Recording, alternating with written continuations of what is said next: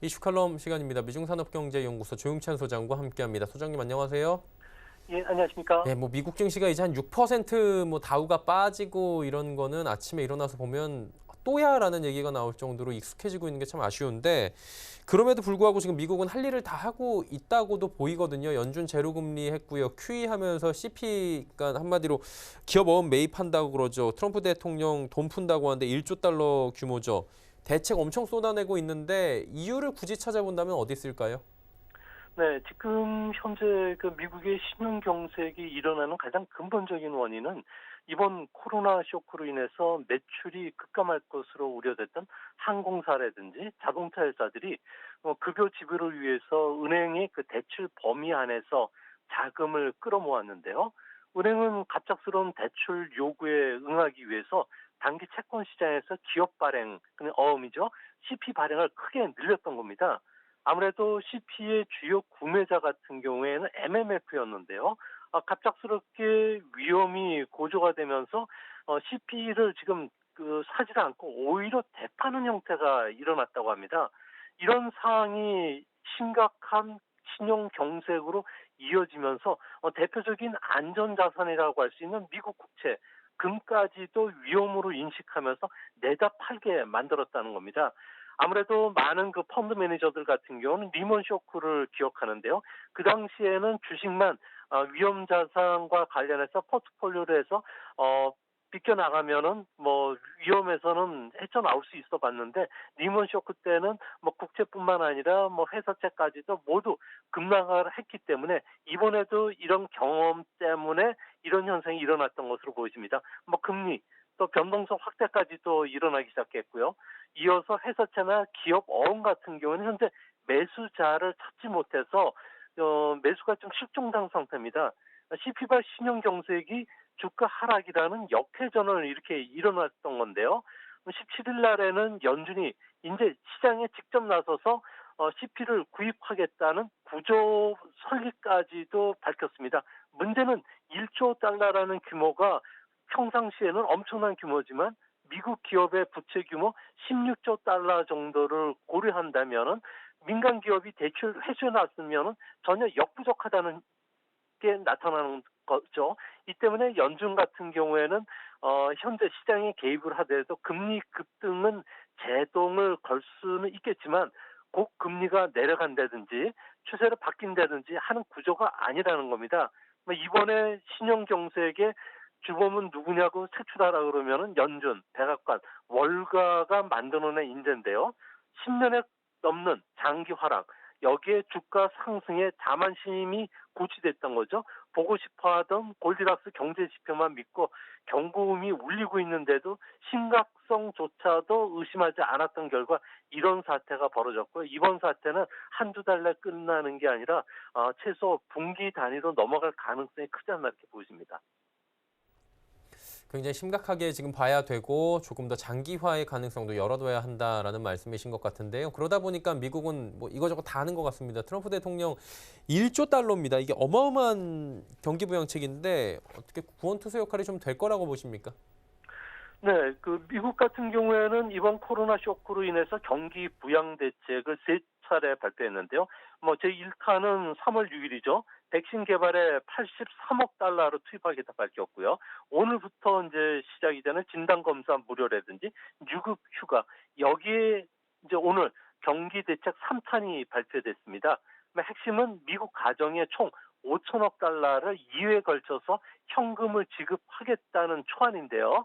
의회하고 협의 중이기 때문에 앞으로 변경이 될 수 있지만 기존 안대로 통과된다면 4월과 5월에 걸쳐서 2,500억 달러씩 지급하게 된다는 겁니다. 그렇게 되면 미국 가정 같은 경우에는 일주일 생활비가 보통 1,000달러 정도가 되는데요. 4인 성인 가족 기준으로 봤을 경우에는 두 달치 돈을 받게 된다는 겁니다. 미국에서는 60%의 미국인들이 지갑에 400달러 미만만 보유하기 때문에 당장 소비 진작 효과가 늘어날 수밖에 없는데요. 이 외에도 기업 지원 대책도 나타났습니다. 항공이나 호텔, 요식업처럼 직접 피해를 입는 유동성을 겪고 있는 대기업에 2천억 달러를 지원해주고요. 소상공인을 위한 3천억 달러의 특별융자, 그리고 1천억 달러의 유급 병가, 그리고 무료 진단 검사 등이 포함이 되어 있습니다. 1조 달러의 경기 부양책은 2008년이었죠. 금융위기 직후에 부시 행정부가 내놓은 긴급 대책이 7천억 달러였고요. 오바마 행정부의 경기 대책이 7,800억 달러인 걸 비교하면 상당히 큰 규모입니다. 이제 3차 부양책 발표에도 미국 CP 시장이 금융 경색이 전혀 해소가 되지 않고 있고, 오히려 미국 자동차 3개사 같은 경우에는 북미 지역에서 생산을 전면 중단하겠다는 이야기가 나오면서 계속적인 매도 압력을 받고 있다는 겁니다. 결국 빅스 지수, 공포 지수가 75선을 오르내리고 있고요. 금융시장은 셀링 클라이막스, 위험 정점을 향해 가고 있기 때문에 위험 회피 현상은 앞으로도 계속 진행이 될 수밖에 없는 그런 현상입니다. 예, 미국도 현금 푼다고 하고요. 일본도 지금 현금 푼다고 합니다. 지금 긴급 경제 대책을 준비하고 있는데 이 현금 푸는 게 효과가 좀 있다고 보십니까? 네, 지난 16일 날이었죠. G7 국가 정상들이 코로나와 관련돼서 대책을 마련하기 위해서 긴급 화상회담을 열었는데요. 고용과 산업을 지원해주기 위해서 금융, 재정 정책을 포함한 모든 수단을 동원하기로 했습니다. 이때부터 각국이 하나둘 대규모 경기 부양책을 발표를 하고 있는데요. 오늘은 ECB가 1,030조, 그러니까 750유로 규모의 자산 구입 계획을 발표했습니다. 가장 중요한 것은 이탈리아 국채와 관련해서는 지금 모라토리움 선언 이야기가 나오기 때문에 국채를 대량으로 구입하기로 하는 양적 완화를 실시로 하기로 했고요. 또 유동성 확보를 위해서 CP 시장에 직접 매수에 나서기로 했다는 겁니다. 영국 같은 경우는 어제부터 이렇게 나서고 있는 거고요. 일본 같은 경우에도 30조엔의 비상 경제 대책을 지금 준비 중에 있다고 합니다. 핵심 내용은 현금 지급이 되는데요. 선진국 중에서도 유일하게 현금 선호 국가가 일본입니다. 직접 현금을 손에 쥐어주기 위한 방법인데요. 관광에 사용할 수 있도록 상품급 형태로 만들어주고요. 여기에 감세까지 포함시키는 칵테일 기법이 준비되고 있다고 합니다. 일본은 미국과 달리 개인 금융 자산이 1,903조 엔 정도 되고요. 장목성이 현금이 50조 엔이다 보니까 돈이 없는 게 아닙니다. 돈이 많고 또 소비를 안 하기 때문에 이번에 풀린 자금들이 현금으로 지급돼서 들어가면 저축으로 들어가기 때문에 아무래도 상품권 형태로 준 것으로 보여지는데요.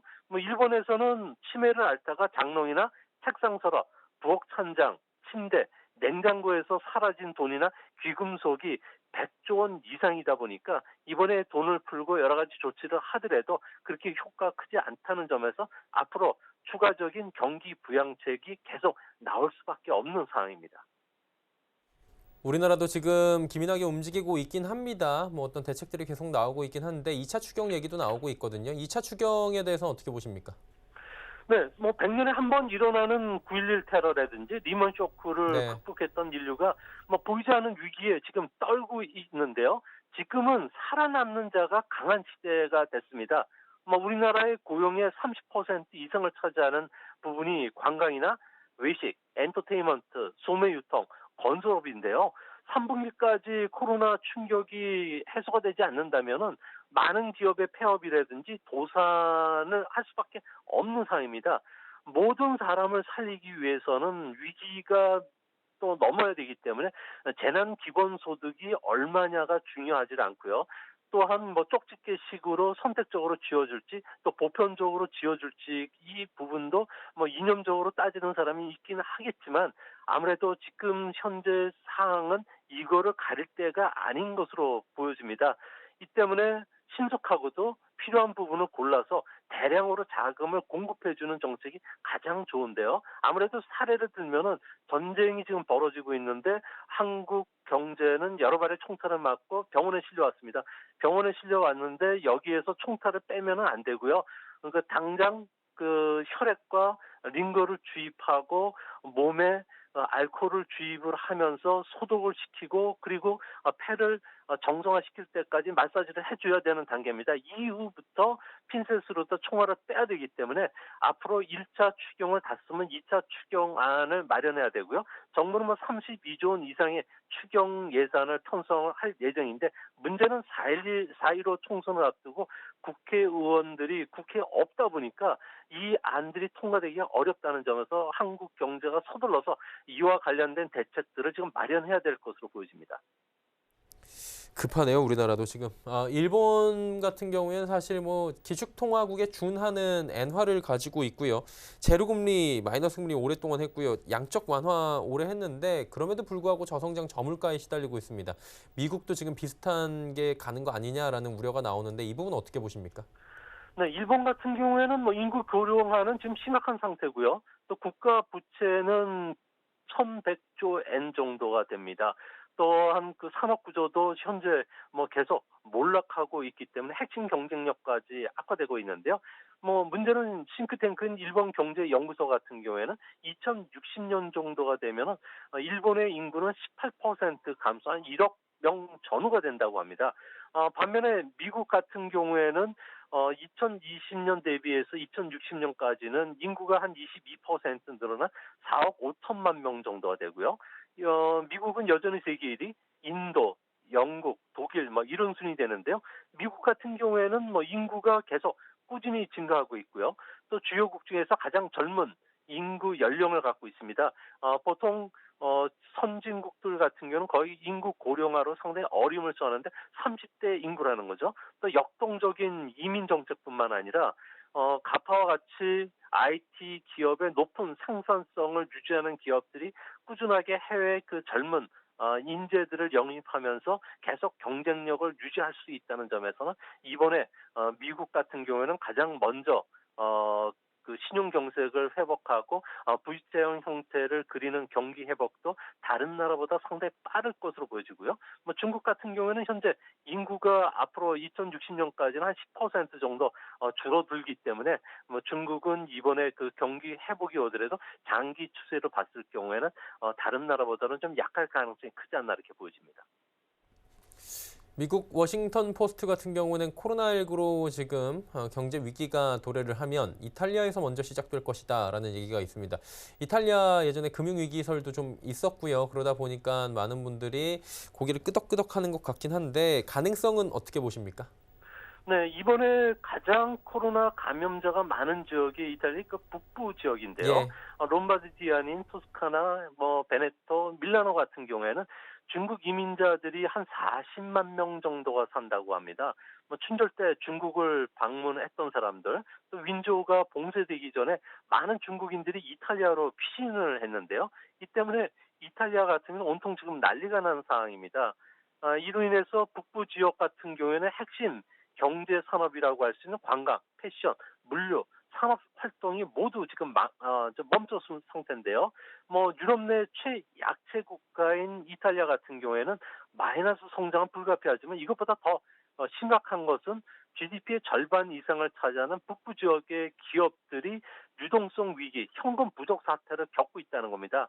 이 때문에 22 같은 경우 긴급하게 회의를 열어서 이탈리아 국채뿐만 아니라 CP를 통한 매수에 나서기로 했는데요.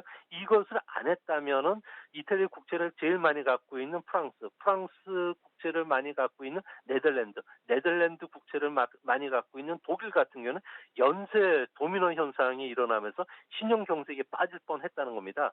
뭐 유럽 은행들 같은 경우에는 완충 자본이 그러니까 대선 충당금 설정이 상당히 안 돼 있습니다. 부실 채권이 그 유럽은행보다 2배 이상 많고요. 많은 은행들이 자본 장식 상태입니다. 뭐 국가 부채도 일본 다음으로 많은 2조 4천억 달러로서 GDP 대비해도 25% 정도 되고 있고요. 그 은행들이 부채가 그 정도 25% 되고 있고요.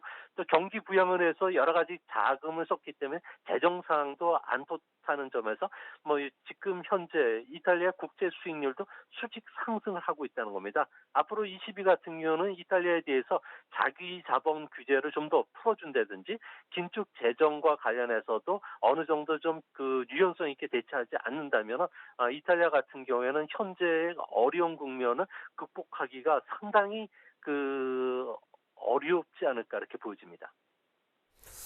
그리고 뭐 증시 공포감 엄청납니다. 순식간에 지금 1,400선까지 밀려 내려오다 보니까 지금 불안감이 고조가 되고 있는 건데 모 증권사에서 1,100선 얘기까지 나온 상황이거든요. 어떻게 보십니까? 네, 1100선은 지금 뭐 좀 양호하게 봤다고 할 수가 있는데요. 다른 쪽에서는 800선도 이야기하는 예. 데도 있고요. 최악의 시나리오를 이번에 그려봐야 되는데요. 미중 경제가 2분기 연속 마이너스 성장하면 경기 후퇴기에 진입하는데요. 이런 경기 후퇴에 진입을 했다고 가정하고요. 또 코로나 쇼크가 3분기까지 이어질 수 있고 또 산업 활동의 30% 이상이 감소한다고 보면은 우리나라 상장 기업의 경상이익은 20% 감소하게 됩니다. 이렇게 되면 적정 주가 수준은 1,400과 1,500선에서 형성이 될 것으로 보여지는데요. 1,100선은 정확하게 이번 고점 대비 2분의 1 조정입니다. 뭐 세계 성장의 기여율인 70% 차지하는 중국을 비롯해서 G7 국가가 동시 불황, 패닉 상태에 빠졌을 경우에 1,100선이 되는 거고요. 또 일본과 같이 잃어버린 20년이 한국에서 일어난다면은 아무래도 전 세계적인 버블 현상 속에서 할 수 없지만 이런 최악의 경우에 한해서만 1,100선이 되지 않을까 보여집니다. 현재 코스피의 실적 주가 순자산 비율 같은 경우를 보면은 0.7배 정도 되는데요. 2008년 금융 위기 수준보다 낮습니다.